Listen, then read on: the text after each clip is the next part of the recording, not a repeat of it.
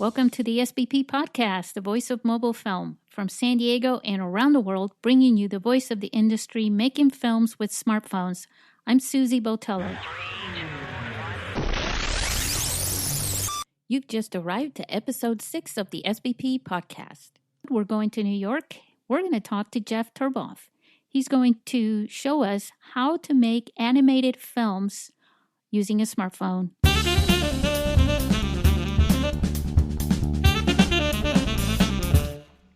All right, here we go. We're in New York. Hey, Jeff, welcome to the SBP podcast.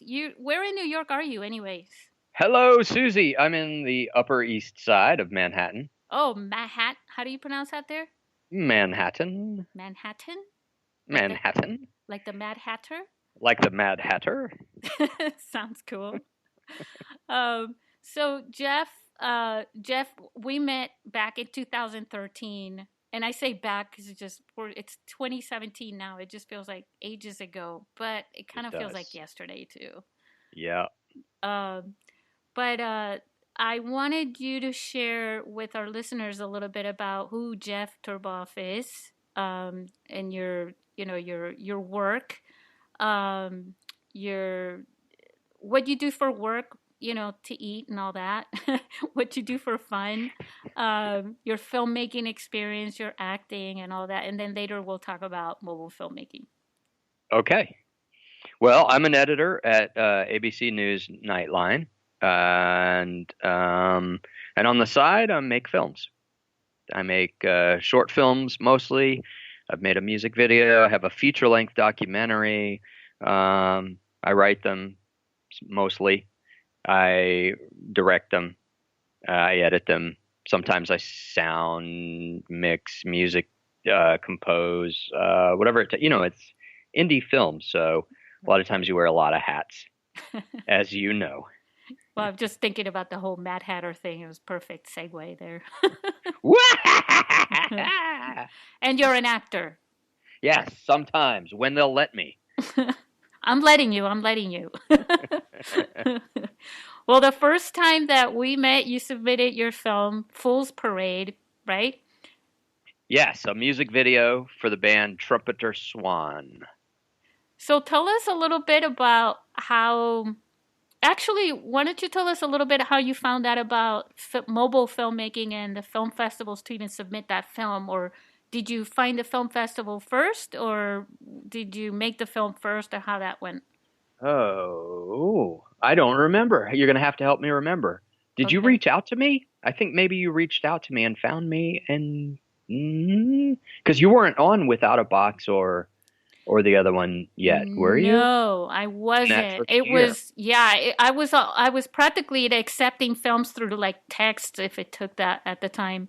I was doing a lot of research into how can I get the word out about the film, and I might have found you just by Googling mobile filmmaking. Yeah, I think you found me in some way like that, because I remember I used to ask everybody, how'd you find me, Yeah. Back at that in the day. Well, I'm glad I did, because I had a great time in San Diego. Wonderful city. Weather is perfect all the time. Amazing. And meeting you was a blast. And Max Schlesser, who is a wonderful resource and an ally. Yeah, he was living in, he moved to Australia, but he was living in New Zealand at the time. Yeah, what a trek to go from New Zealand to San Diego. Yeah. But we all met there, and that was great. And got to show my film there. Yeah, and you came to the film. I actually, now that I'm remembering, you submitted your film. You were already in. You were already, selected as an official entry. And then I remember somewhere on our Facebook page, I posted about our film school kickoff. Right. And then you emailed me or something, and you told me, you know what, I really want to go to that. I got a ticket, I've got a thing, and I want to go, but I want to know if I can talk about filmmaking too, and I was really open to it.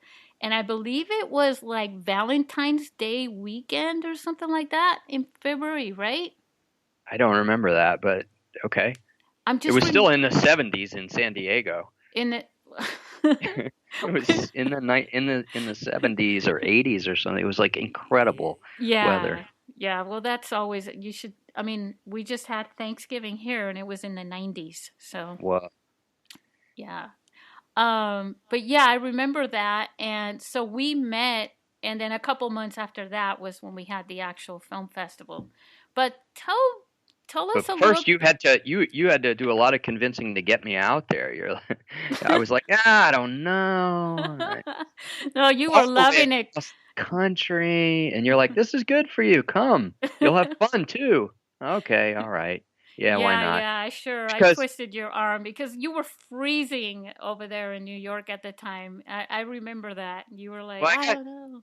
I got this thing now where I just want to check things off the list. Like if I haven't done it in life, it's time to say yes to it for the most part, within reason. Right. If it's not going to get me in trouble, I'll probably do it. So I think, going to San Diego, that was part of that.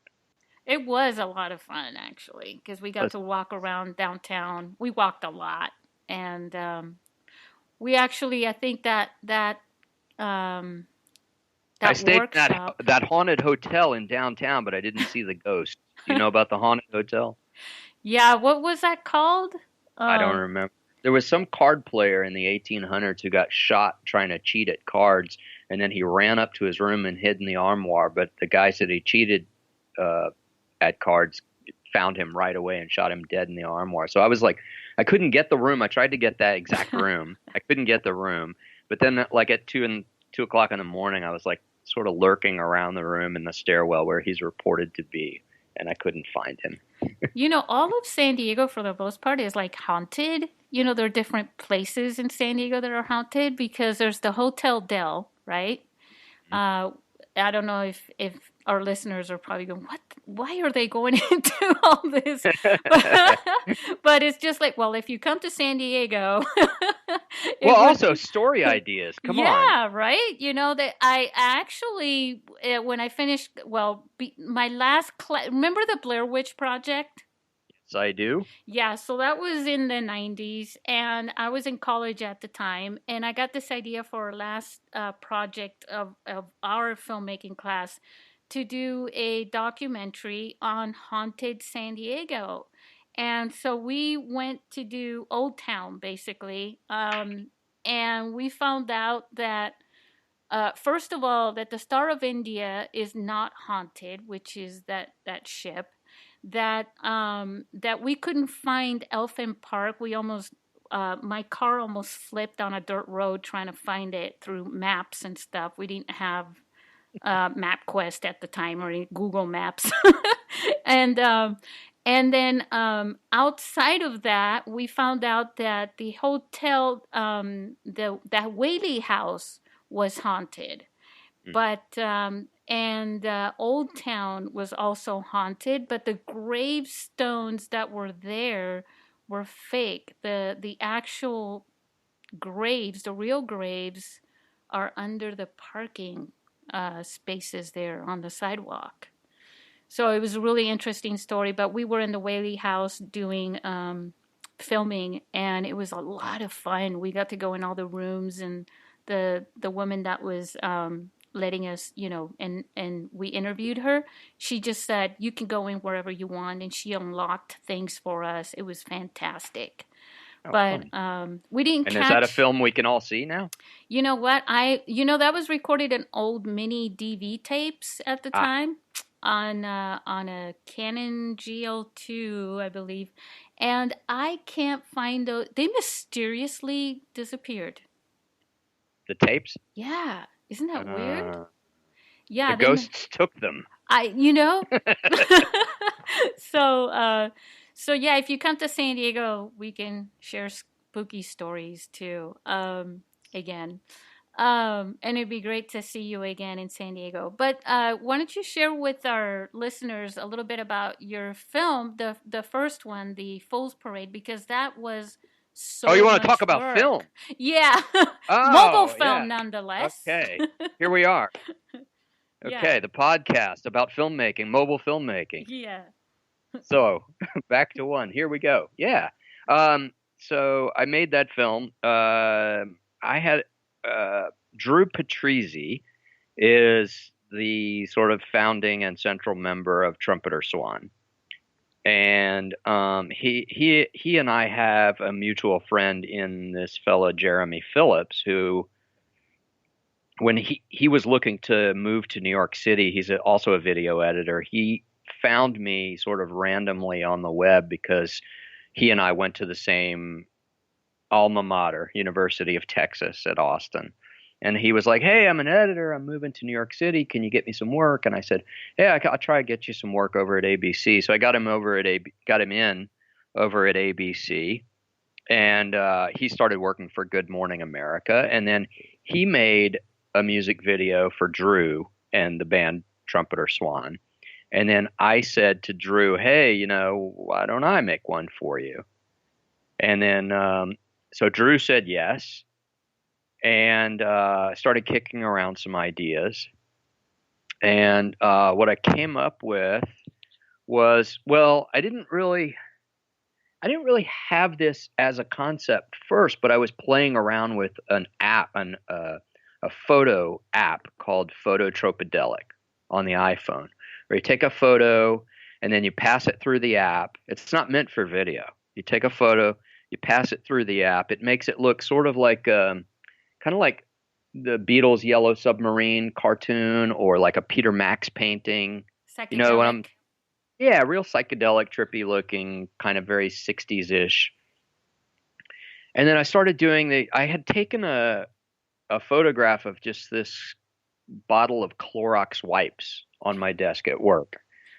And then I passed it through Phototropedelic, and it's so, there's an element of randomness to it. So it kind of made me want to pass it through multiple times, and get different iterations of this phototropedelicized look to this one photo. And as I'm flipping through the photos on my phone, it was like, uh, it was like, oh my God, I've discovered it. It's moving pictures. I mean, this must have been what the invention of motion pictures must have felt like in the, that feeling that when Euripides, figured out that however much water he's displacing in the tub is how much he's taking up with his bodily, mass. There was eureka, like I found it, because I'm flipping through these photos and I'm realizing, wait, this is a motion picture. And I already knew that you could break up video and export it as stills, and you could import stills and reassemble them as video. So it was just a matter of playing with some process and some apps and figuring out, okay, how can I make this all work together so that I can basically shoot the music video as a live performance, shoot normally, Right. basically shoot a normal music video and then edit it all together and then export it. It turned out to be, I think, 5,016 still frames from the music video. That's just from the crazy. And then passing each of those 5,016 stills through Phototropedelic, and then reassembling it as moving video. And it's just a visual, like fireworks display almost. It's really, eye-popping. Yeah. And I was just sort of fascinated with the whole process of turning this app that was only really meant for photos into something that I could use for video. So of course I scrambled looking for, has anybody done this? Has anybody figured this out yet? Am I the first one? Because if I'm the first one, then I'm going to do it. So once I had figured out the process, I pitched it to Drew, and I said, hey, what about we do something with this? And he was into it. And so I put him on all these crazy costumes, and he hated that, but he went along for the ride because it worked with the aesthetic, I think, and it's gotten something like 16,000 views so far. Wow! and it got Emmy for a little indie band that not a lot of people know about. I would say, wow, yeah. And his music's very good, and I think the feel of the video goes well with the music, and I'm proud of it. And it's got, it picked up a little bit of press.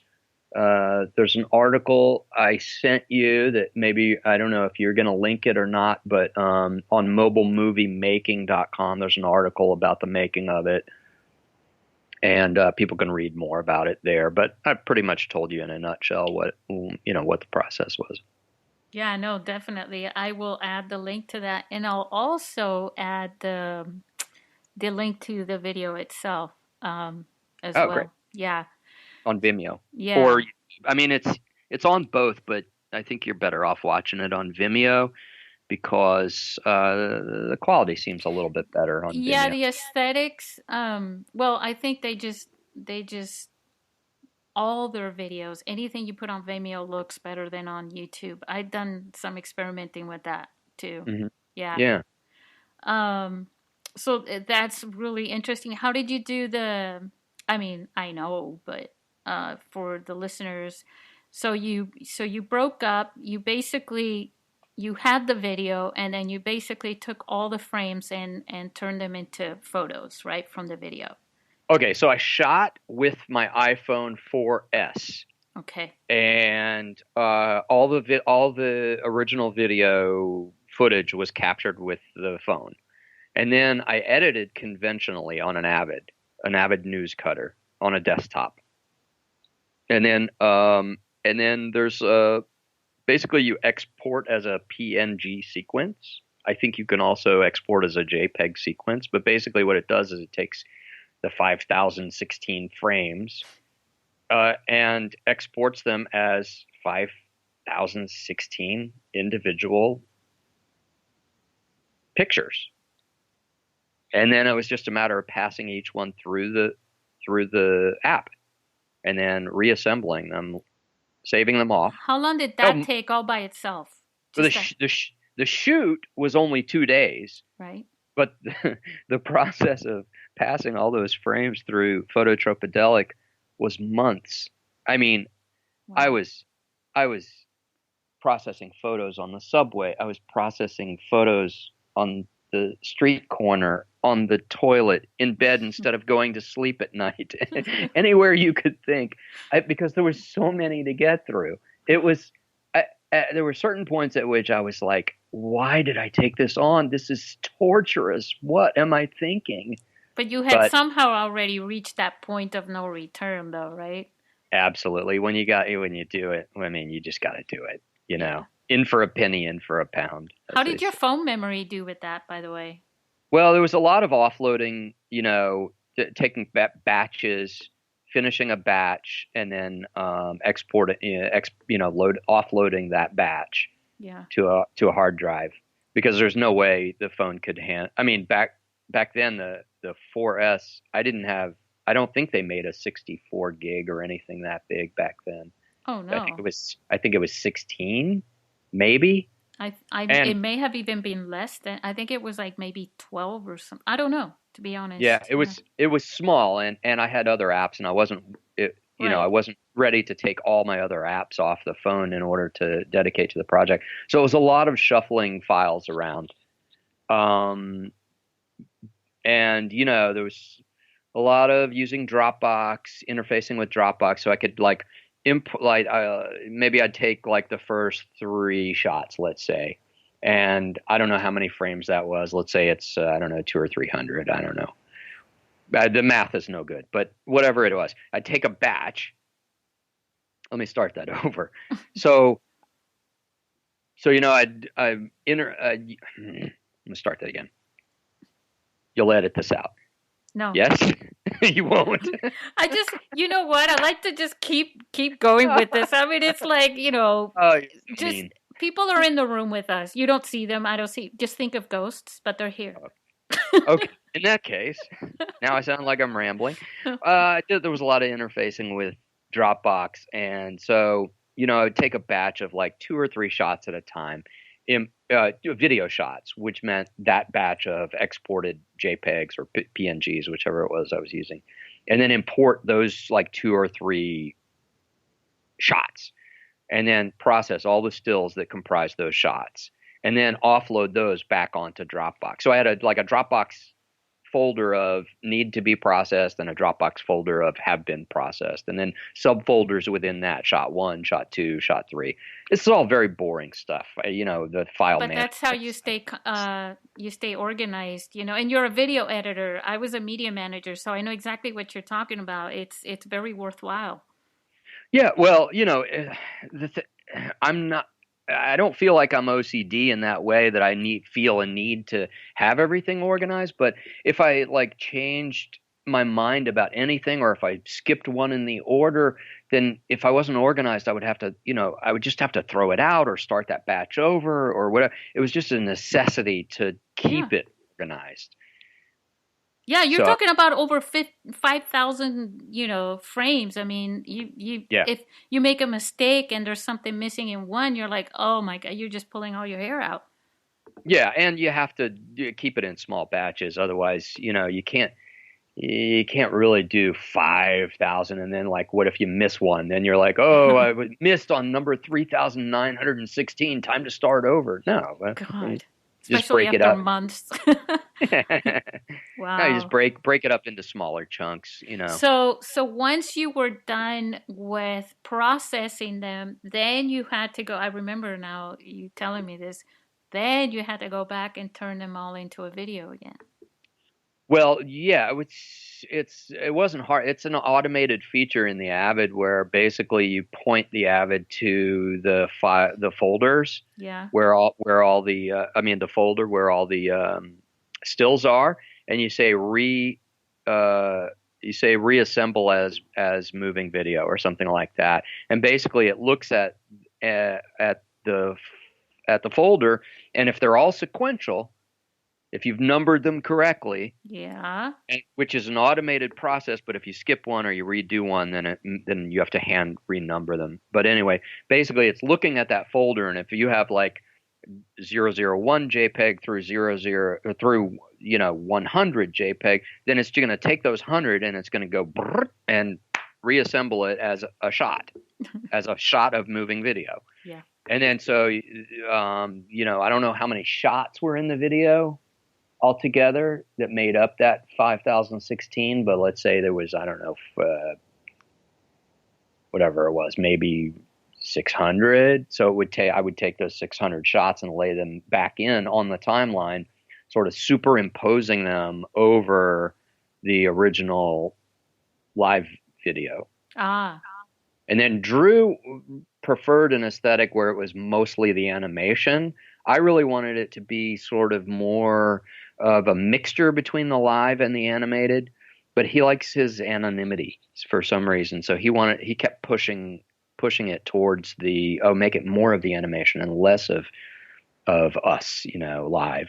So that's where we ended up. It was about a 90% to 10% mix, something like that, of the superimposed animation over the live video. If you look carefully in some frames, you can see the real footage that was behind the whole thing. It looks really good on the big screen too. It's a real trip on the big screen. It is a trip. It is a trip. Yeah. I mean, it's one of those things where, you could have a party and play that on a big screen in the background, and, it's pretty cool. Yeah. And, the funny, ironic thing is I reached out to the guy who developed the app afterwards to say, hey, I did something cool with your app. Check it out. And Larry Weinberg, I think is his name. I'm going to have to check on that. But he was like, oh, if you do another one of those, let me know. I can automate that process for you. For like 5 minutes as opposed to, or even 5 seconds as opposed to 5 months, right? But there's some bragging rights to be had by doing it by hand. Yes. Well, yeah, you learned a lot through that process, but still, it's all worthwhile. It's like, you're making an epic film regardless. You know? Yeah. So I did a similar process with another animated film, Requiem. That's what I wanted you to talk about, because you also submitted that. Now, was it in 2016? Am I correct about that? I don't remember. I believe you. I don't remember if it was it wasn't this last one, which was this year, this last April. I think it was the one before The that, but it previous could year. be. Yeah, I believe that is right. Yeah. That sounds right to me. Yes. And that one was really trippy. But what I want to know too about that one is the story behind it. What prompted you to make that film? Okay, so I had this app called OSnap. This one was done with a similar process, but different workflow and different apps. So OSnap is an amazing uh, stop frame animation app. Basically, you can either set it to fire off a photo every X number of seconds. Hey, is that available for Androids too? Because our listeners want to know. They're asking. I don't know. Let me take a quick look on my laptop here. Let's see what happens. I haven't heard anyone say "oh snap" in a long time, by the way. Yeah, maybe they need to update their. Well, I think it's cool. Anyway, while I'm looking for that, it doesn't look like. No, it does. It looks like it's. I think it's. Well, no, maybe our listeners it's iPhone only. Well, maybe. But maybe if enough people request it, maybe they'll develop it for another platform. That's what I was thinking. Yeah. So anyway, I was playing with this app, which I had played with before. It's very powerful, very flexible. You can really, set your frame rate. You can set your whether you want it landscape or portrait, or what resolution, and then after you've done all your capture, you can play it back at you can tell it what frame rate at which you want to export it or play it back. You can vary the frame rate. You're not locked into an initial choice with that. And so basically I was just sort of riding the bus home, and I started doing a video selfie with this app, OSnap. And it's firing off all the photos, and I just thought that'll be kind of cool to have like an animated thing. Again, this is made for still. I mean, it's I don't think that they're thinking video in this thing. I have. It's been a long time since I've really messed with it, but I just thought it would be cool to play with, and so I did this sort of selfie, time lapsey kind of thing on the way home, and then I ended up passing each of those frames through an app called Toon Paint, which makes it look sort of like it was drawn as a comic book. Nice. I think I've heard of that one, actually. Toon Paint is cool. I decided there's not really a way to color Toon Paint except by hand. No, that's not true anymore. At the time, it was color it by hand or leave it uncolored. But the character that well, I'm getting ahead of myself. So I did all the toon painting of all the stills that came from the OSnap video, and then reassembled that. Oh, you can reassemble in OSnap. You can pull photos in and make video out of the stills, and then export it as video. Yeah, it's coming back to me.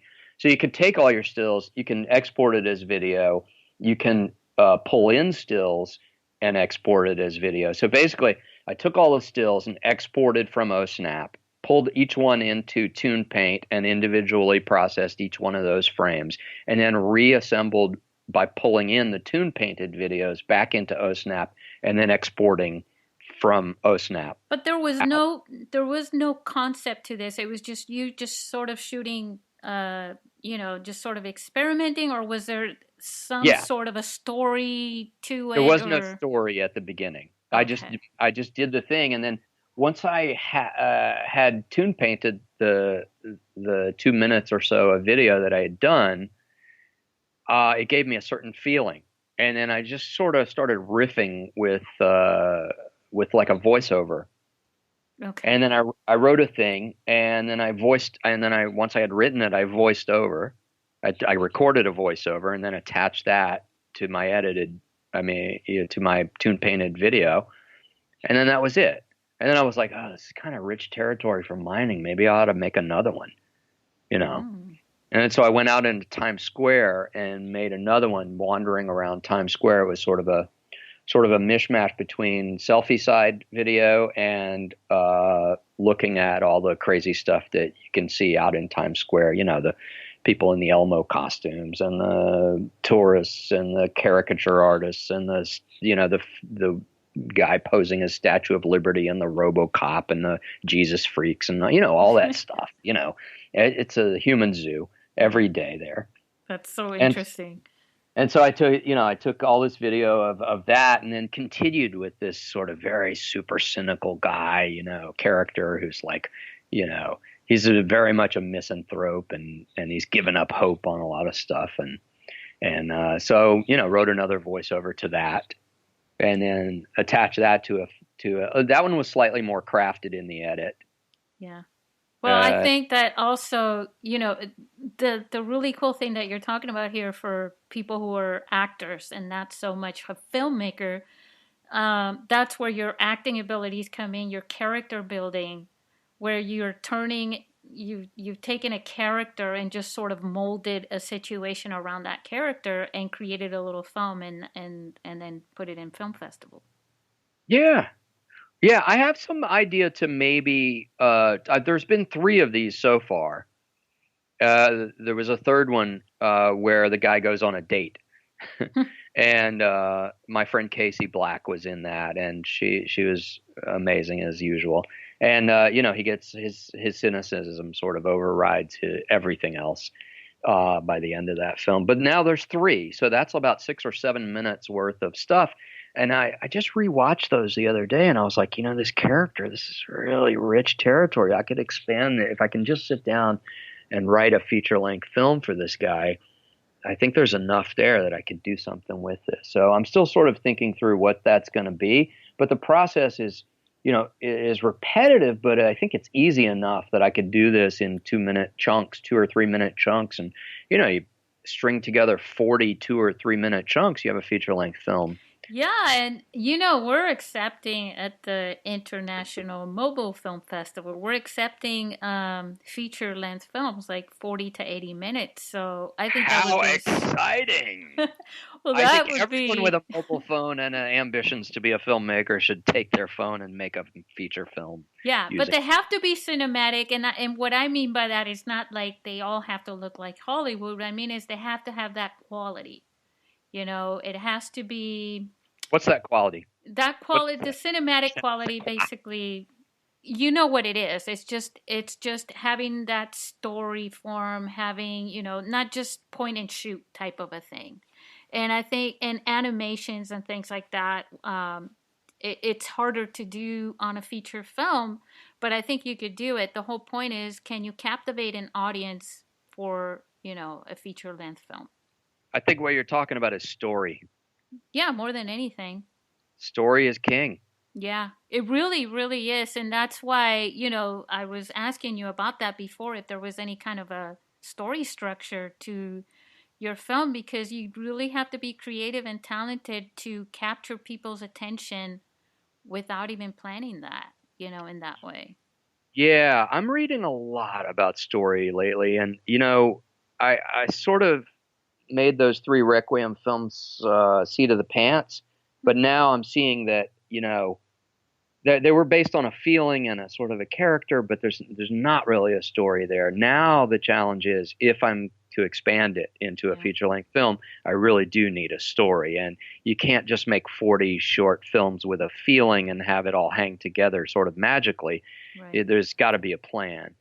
And there's tools out there. There's a lot of good books on screenwriting and storytelling, and it takes some research and some digging. It can get really complicated, but for the very simplest way to explain it is, you really just need a beginning, a middle, and an end, And if you stay focused on that, right, you will get there.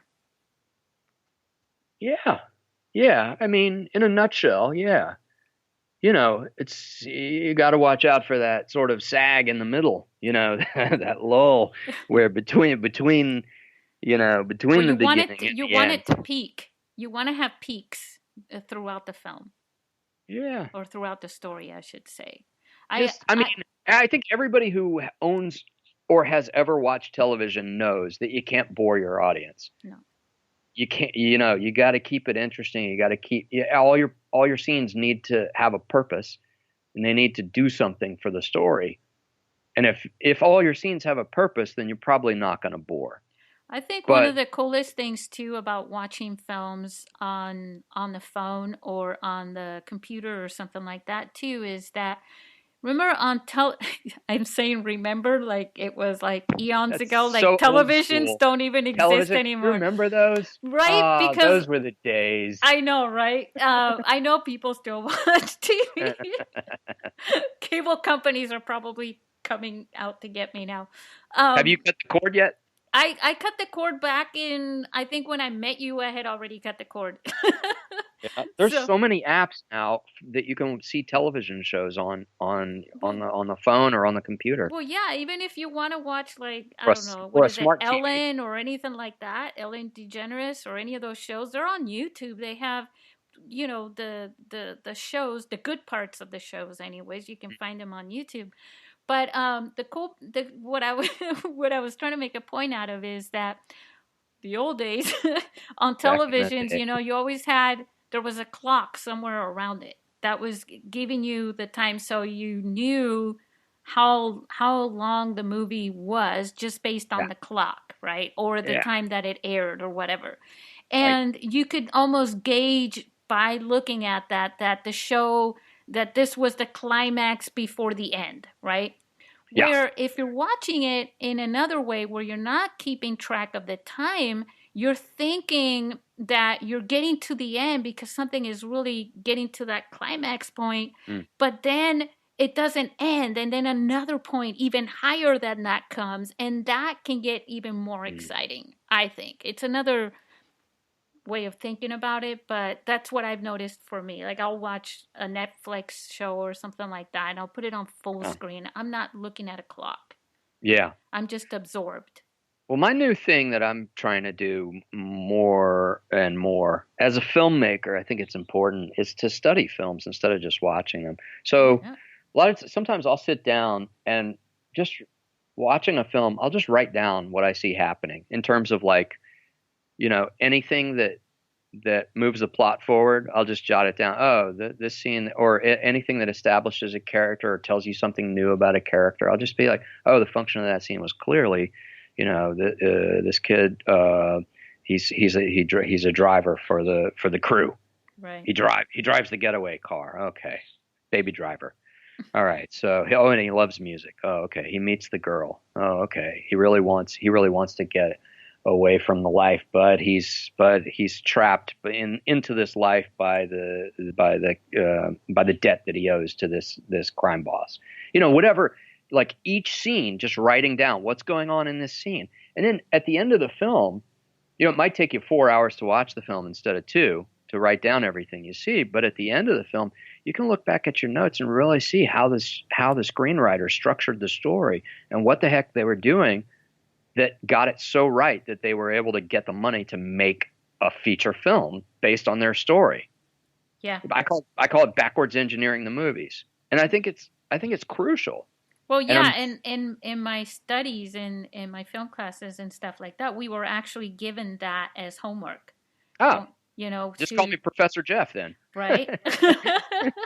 Well, and on top of that, there are people in different parts of the world who don't have a film school nearby, and they dream, about going to Hollywood and being a film director, and things like that. And I mean, remember Conrad Mess? He didn't go to any film school or anything. And everything he learned was from having that dream of directing movies since he was a kid, and by basically studying films and how they were made Yeah. and sort of doing that process. And you You can don't learn need a film lot. school anymore. Well, you I mean, really, I you mean, I think your best film school is to watch movies, study movies, backwards engineer movies, watch those DVD extras to see all the insider stuff. yeah. And secondly, make films. Just get a camera, get your phone out, make a film. Even if it's like a dialogue scene. You can make a film and figure out, oh, how does shooting dialogue actually work? I always thought it was so straightforward, but now I'm seeing there's some complicated things. What do I do when it's three The people? Do I do timing, a the single or a timing dirty before when you're two? cutting between different people talking, the timing on that has to be, it's You more can learn intricate than so people much by just realize. doing Yeah. it. Yeah. Yeah, absolutely. And So, transitions are another one but see, that's the thing too that I tell people a lot, which some people think I'm crazy for doing that, but you have to be able to think about it. Like you start editing and you're playing with transitions, and you've got this long white transition or a fade in or something like that, and when you apply that transition, you realize what effect that has. mm, If you're fading into white, hey, that kind of looks like somebody just had a dream. Now we're looking at a dream next, or mm, somebody passed out, maybe they died and they've gone to heaven, or they're having a vision. Where if it's just a black fade in and out or something like that, that means time has passed. Well, what if it's longer? Oh my God, a year has passed probably. right. Things like that. And you don't need a film school for that, although they teach you that. You don't know why. Like, you don't know the terminology, for example. Like, people call it the grid for the rule of thirds, and things like that. But it's part of our genes now. We've grown up, and our own grandparents grew up with movies and television. Yeah. There's definitely a film grammar. But you're also, you can innovate that film grammar. You look at like those flutter cuts in the movie Easy Rider. Nobody had done that, as far as I know. Yeah. They did these transitions from scene to scene where they would alternate, like, I don't know, maybe like 8 or 10 alternations of the outgoing scene with the incoming scene. They would pop, pop, pop, pop, pop, pop, pop, pop, and then they're into the next scene. So it would be like the scene that they're just finishing we'll call old scene, and then the scene that's coming up would be new scene, and it would go as they get to the end of the old scene, they would go old new old new old new old new new, and then Ah. you'd be into. And if you look at that, no, as far as I know, nobody had done that before. If so, if one of your viewers wants to point one of those transitions out before Easy Rider, let me know. But that's an innovation, Yeah. and but it's good to know the rules before you break them. Yeah, it's like you again with your animation, the innovation of animation. I like that. Uh, getting really dorky here. Hurdy, hurdy, hurdy. Right? So, okay, so so we've already established that you basically were recording your audio for Requiem, externally, basically as a narration, right? Yes, there was a little bit of sound design. There was sort of more complicated sound design with each progressively next film. So the second film had I also recorded some Nat sounds out in Times Square and layered those in underneath Cool. some of my voice narration. And then in the third film, the one where the guy goes on a date, I had some music that I had previously created using a program. I can't remember what it was called. It was a loop-based program, and I had that laying around, so I laid that in, and that was mixed with the voiceover. And I don't remember. Oh, and I had Casey record some dialogue also. So there was sort of more and more moving parts with each new And you also need to light version of your film. scenes well for animation, right? I mean, No, no? not for that. Not for that film. Not for those films. I mean, the Trumpeter Swan video, I used some lights, but for the Requiem films, they were all just natural light.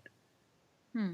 Yeah, because Yeah. I would just think that as it's going through the app to turn it into an animation, that if it's got too many shadows or something, it wouldn't come out well. No, it seemed to work out fine That's for cool, no apparent reason. right? Well, it Call it was all dumb very luck. random, like, oh, it worked. Well, um, the wonderful thing about using ToonPaint or Phototropadelic is you can hide a lot of stuff. yeah. There's a lot of stuff that was sort of rickety and jury rigged, and it shouldn't have worked well in a film, but because it's so heavily processed, you can't really see what's really going on. Right. Because it's So that could be if there's camera shake, if it was just regular live motion video, it would look like camera shake. But once you tune paint it, it looks like, oh, it's smeared. How did you do that? Wow, that's so cool, man. that's the movie magic. um It certainly wasn't due to skill. so, so let's see what else could we so you've talked about the process really, and those were the apps that you used. Which apps do you plan to use now? I'm going with the fact that, or maybe not a fact yet, but that you are planning on shooting a feature animation, right? I don't know if I'm gonna do it. I have some other irons in the fire, and I would like to take that Requiem series and turn it into a feature. But so far, I haven't hit on the formula that's gonna allow it to be a feature-length story. I I don't want to do 80 or 90 minutes of animation, which is very labor intensive, unless I have a story Ooh. that really works well for it, Well, maybe you can do a combination of, and the guy could be entering different dimensions or going into dreamscapes or something like that in between. Well, I have some ideas, but Yeah. I really got to refine them a little bit more before I'm ready to commit to anything. I mean, that labor intensive. Well, if I can twist your arm. Ow, stop. Ow. Right? Because, yeah, I think you should. I really think it will be really interesting. I definitely want to see it. Um, Yeah. but it's I not do like have I'm asking you to jump off a three-story building or a anything. If you do, take your phone with you and turn Right. it on. Yeah. Um, I do have a film coming up that I think I'm going to shoot in January with a cast of 5 and a very small crew, but it's not a mobile film. It's just a Oh, conventional film. no, that's cool.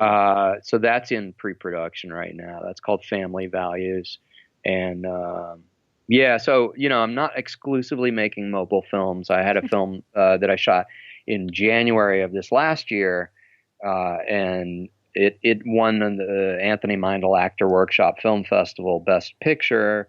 How many So films have you made? I mean, outside of the iPhone mm, films, or I don't know, maybe 20-ish. wow, that's a lot. Most of them zero budget. There was one that I've spent real money on, Jimbo. Jimbo, the horror film, is a 20-minute film that cost me way too much money. I don't even want to mention, but you could look it up on IMDb if you really wanted to. Uh, and it turned out okay. It got some festival play. I made some mistakes, but live and learn, move on to the next one. Yeah, you never learn anything if you never make a mistake. No. I mean, I hate the word. I don't ever really like to say never, but uh, but it's true, and that's the whole point of it. And that's why I'm thinking that it would be really great if you could make another mobile film, because you've gone through this intricate process already a few times, and all you could have done with that is learned a lot. So I'm really looking Yeah. forward to the next time that you make a film. I would like to make another mobile film, and now the cameras are getting so good, Oh, and between the lenses that they're providing on the newest cameras, and there's an app called Filmic Pro, right. which basically all but turns your iPhone into a DSLR, pretty much. I mean, you can do all kinds of stuff with this very powerful program, like rack focus and even rack iris, and there's just you can set a rock steady frame rate, which is really important because the the default camera program on the iPhone doesn't it shoots at a variable frame rate, not a rock steady frame rate. Right. So it's important if you're doing anything with sync sound to shoot at a rock steady frame rate. Otherwise, you get drift with your audio. Your audio will start getting out of sync pretty. If you record audio separately, then you'll get drift. Especially if it's more than just a few seconds. Yeah. So, the Filmic Pro program is a really big help for that. So, I mean, that's how they made Tangerine, was with Filmic Pro. Those were done on iPhone 5s or 5S, I think. Yeah, 5S, if I'm remembering that correctly. And they had some kind of Moondog adapter, which is a hardware thing. But is it Moondog or Moonlab? I don't know. You probably know better than me. Whatever it is. The anamorphic lenses, yeah. I know, that's so cool, and it's way better. I mean, people crop too, but that always kind of is not so good to do. As opposed to actually having an anamorphic lens on there, that's pretty exciting. Well, the thing that's exciting to me about watching a film like Tangerine is you don't know that it's an iPhone film unless someone tells you. But that's happening more and more, too. More people are doing that. Yeah. Well, what it means is that the gap between professional looking and amateur looking films is closing rapidly. It also means it's a good story that captivates people where you don't even think, even if you knew it was shot with a phone, you completely forget. Absolutely. Because again, it goes back to story is king. If you've got a great story, it doesn't matter whether you shoot on a Pixel Vision 2000, on an iPhone, on a Lego phone, on a Barbie, a Lego camera, a Barbie camera, whatever. It doesn't matter. Yeah, if you've got a great story and maybe good sound. And it doesn't have to quality is very forgivable. It doesn't have to be your story per se. I mean, look at Romeo and Juliet. It's been done as like Pocahontas and the Titanic, and that's all that same story. It's just done in different ways. So you can even take a story that's already out there, that's a good story. It doesn't necessarily have to be your own, but you can make it your own. Yeah, adapt. Yeah. Yeah. And but you can also take a moment of something that happens or something that you see. Like one of the filmmakers took that story of the murder, in the shooting in the movie theater. And he started thinking, like, what would happen if I was in a theater and I had to protect my family, and and somebody comes in and does that, and he made a movie out of it. It's called How I Became a Movie Theater Murderer. He was in our film festival last year. Yes, I saw that film. Yeah, and that's how he came up with that. It's basically so you can have, you could just wonder about something and let your creativity roll with it, and then that actually, you just basically have to play. You just have to play. You have to be creative. You have to play with it. And that's the really attractive part, I think, about filmmaking. And then you have to take it that step further like you did and actually do it. Well, I think, am I allowed to mention that I judged for your film festival? Sure, of course you are. I think I put you out there in the middle of the world, didn't I? Okay. So I watched I watched all the films that you sent me to watch. Yeah. And I was also a judge on a horror film festival that was not a mobile film festival. Yeah. And I got to say, the quality of the mobile films that I saw was, as a whole, higher than the quality of the films that I judged on that other festival that were not mobile films. So if, as a filmmaker, you have reservations in terms of, I don't have the right gear, it's... everything's not in place. My actors aren't perfect. Forget all that. Just grab your phone and make your film, because it's you're going to figure it out. You can do it. And you don't need all the stars to align correctly before you decide to pull the trigger and say yes and make your film. The films I saw made on iPhones were so inspiring. Some of them, you could tell there was no budget, there was no professional actors, and still great story. Yeah. Well, and that's something that I brought up with several people when I was talking to them. I may have even brought it up at our Q&A that sometimes when you have the big, the red cam or whatever, you let your guard down. You're thinking, I got a great camera. This is going to come out great. But when you have a phone, you're going, I got to be careful. I got to make this great because I'm shooting it on a phone. So Irony. so yeah, so you just got to stop thinking about what you're shooting it with, really. First of all, it's that story, and then use the tools that you think work best for it, for making that happen. Unfortunately, to qualify for my film festival, you obviously have to make it with the phone. Sure. But in the end, it's about that story, and it's about you succeeding with it. And you're going to succeed if you don't think too much about what camera you're going to use. I mean, use what you've got, obviously. I think what you're talking about is don't give a crap. Yeah. Really, there's a level of, okay, it's just an iPhone film, therefore I don't have to treat it as so precious. Let's just do the thing. And that's when you get to the gold. When you really give yourself that freedom to like, all right, well, let's just have fun. Then you end up, everybody's less tense and everybody's just doing good work. That's kind of the flip side to that, though, is that you get a lot of iPhone or Android, whatever, phone films that are shot. They're just sort of point and shoot, and then they're submitted to all these film festivals. And those are the ones you didn't send me. That's right. Yeah, well, we had 268, 69, whatever films, and I watched them all, and I had to select. I think I sent you 40 or 38, or I can't remember. I thought it was around 60. No, no, I didn't want to do that to any of you. You weren't the only judge, but I didn't want to do that to you guys.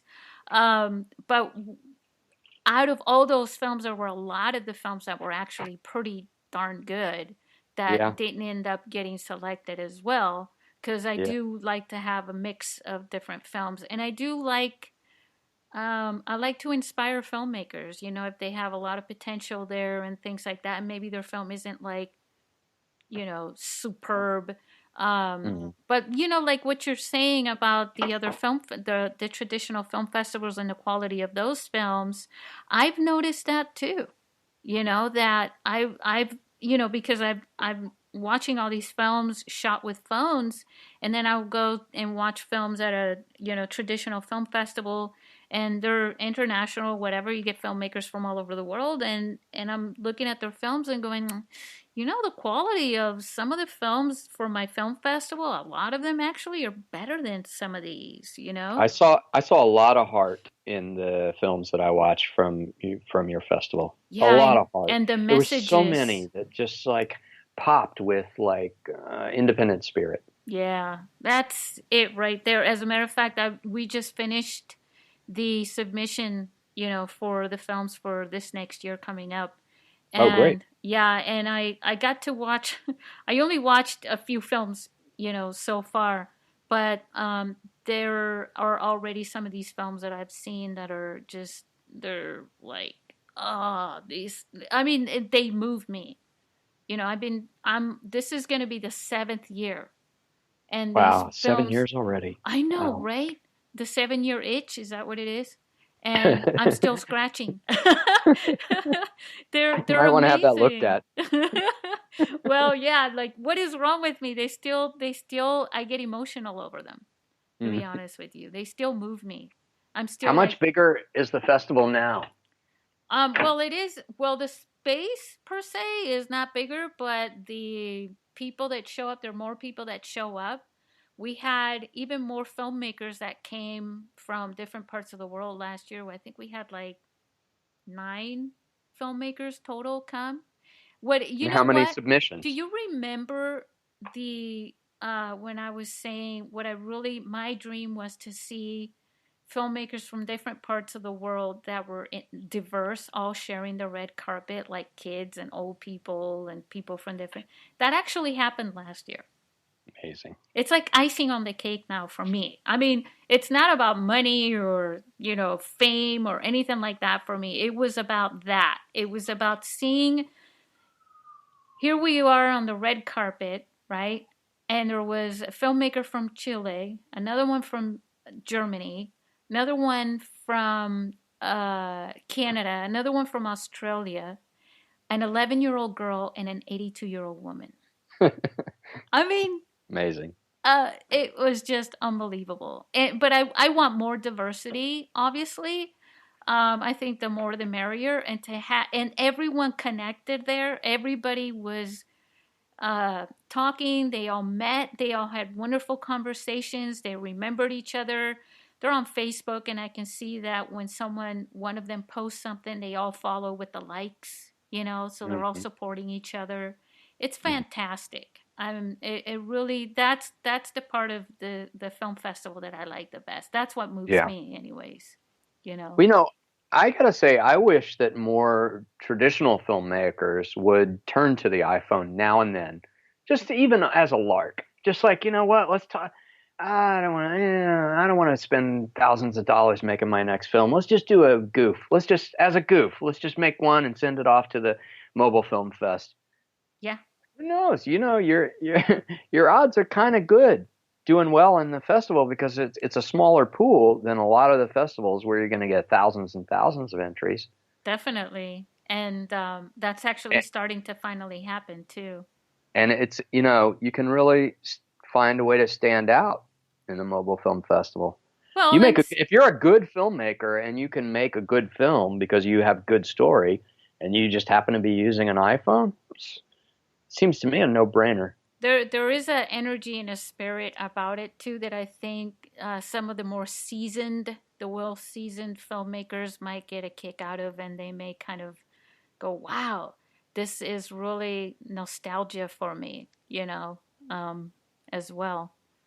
So right. I want to play a little game here because I was just saying, I was trying to make these podcasts a little shorter, but it looks like we're going into the hour here again. But it was really interesting and so much fun. And I think, who cares about like a movie, right? Who's watching the clock? So I've actually, for those listeners that haven't heard before, we're going to play a game. It's shout out time. Shout out time? It's shout out time? Shout out. Shout out. How do you play? So basically, I'm going to give you 20 seconds. And in that 20 seconds, I want you to give a shout out to as many people as you'd like or can. Okay, good thing I have jotted down notes in preparation for this very moment. That's which right. is 100% spontaneous. All right, so are you ready? I guess. Okay. Get set. Yeah. And go. Okay, John Cassavetes, Stanley Kubrick, Roman Polanski, Michael Haneke, Lars von Trier, Paul Thomas Anderson, Francis Ford Coppola, Darren Aronofsky, Adam Rifkin, Martin Scorsese, Mickey Rourke, Adrian Brody, Jack Nicholson, Matthew McConaughey, Sean Penn, Ethan Hawke, John Cusack, and Robert De Niro. I get to the personal. Oh. I'm like, why isn't this going away? Sorry. I didn't even get to the personal ones. Those were just my filmmaking and acting heroes. Those well. weren't your personal friends? One day Martin they will be. Scorsese, is that your buddy? He will be. He shall be. Well, did this use my time, or was that a good use of my 20 seconds? I don't know. Well, I could tell you one thing. It was certainly we'll just have to air this podcast all over Hollywood in case any of them aren't listening. I mean, I don't know why they wouldn't be listening. But hey, maybe some of our audience can sort of point them in the right direction. If they see them on the sidewalk there in Hollywood. Good old Hollywood, all classy and everything. Now I feel like I misused my 20 seconds. It goes by so much quicker than you think. It really does. And then, you get this loud, obnoxious alarm that sort of just freezes you on your tracks. Is there, well, actually, I do want to tell our listeners that there is another part of this podcast, if they even feel like listening. If you haven't had enough of hearing this guy. So we have a Patreon account page, and we're gonna uh, basically ask you a question, which is going to be exclusively Exclusive bonus material available only to Patreon subscribers. Is that what you're trying to say? I like how you said that actually better. I'm like fumbling through it, and you're like, like you're selling a Rolls Royce or something. Oh, that's not good. So, Let's tone it down a little bit. no, let's not. Let's just go for that because it's Go hard true. sell. It is pretty exclusive. You're only gonna get it if you go to the Patreon page. Ooh, I'm excited. And subscribe. You gotta subscribe And to it. is there a minimum for that or a maximum? There is. It's like a whole $1. Actually, no. I'm lying. I'm like really lying. It must be getting to me. There's a minimum. You have to for the podcast for that extra bit is a minimum of $5 a month. $5 per what? Oh, Per $5 a month, and I Yeah. get bonus material. Yeah. And what else does that get me? It gets me helping you. Yeah, it helps me, Ooh. create this, keep this masterpiece going. This mobile film festival, the podcast, It everything. helps the festival. It helps the podcast. Yep. And it helps the mobile filmmaking school. That's still happening, right? Yep. Yep. Ooh. Yeah, Okay. it helps everything. All these mobile filmmaking, which is basically, like my life. It's all about this. It's my passion. I got to tell you though, what the best part of this really is the conversations I get to have with people afterwards. People from India and, places that I'd never even heard of. And they'll email me or they'll, or message me on social media or whatever, social media, just because I don't feel like mentioning one, but say Facebook, Twitter, whatever.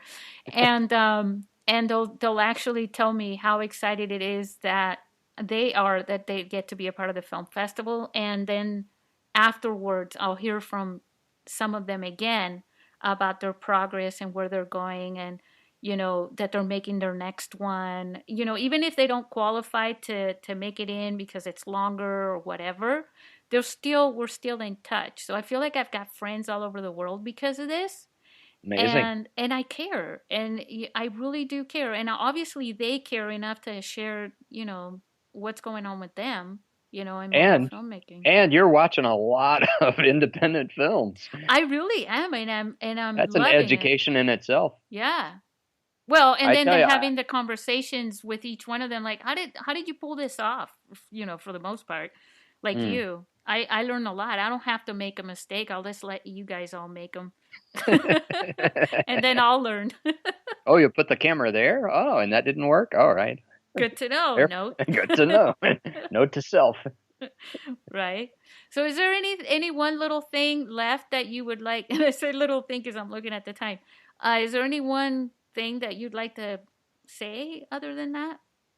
Yes. There is a film that I was in that is going to be coming out sometime soon. I was expecting that it was going to be finished November 10th, but there has been some delay in post-production. I'm not sure what the delay is or when it's coming out, but a very, very super creepy film that I played a lead role in down in Philadelphia back in end of May and early June. We shot over 2 weekends, and it's about a 20-minute short called Trapped in Amber, and that should be coming out sometime soon. It's from Wide-Eyed Pictures, and I don't know, it's going to be probably on the horror festival circuit, maybe on some more mainstream film festivals. I'm not sure, but I know that the director, Daniel Brown, has a habit of winning awards for his films. Awesome. So I have some hopes that the film will do well. Do you have a synopsis? A little bit of a... It doesn't have to be official, just a little something. Yeah, it's a guy who is a bit of an outcast in his town. People are suspicious of him, and they think he's creepy. He's a barber, and they think he's creepy. and their suspicions about him are proven wrong, but in the process you find out what's really going on with him, which is a disturbing truth. There's a disturbing falsehood about him, which leads to discovering a disturbing truth about him. Wow. Yeah, it was a great role.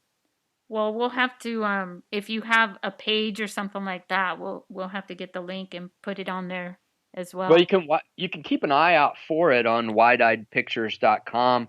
Daniel has all of his other previous films already there for you to watch for free, I believe.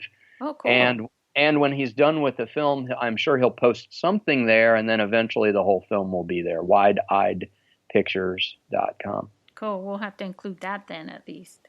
Great. Yeah. Okay, so let's say goodbye to everybody, but stay on because we're gonna. Goodbye to everybody. Thanks for tuning in. Y'all come back now, you hear? Y'all come back now, you hear?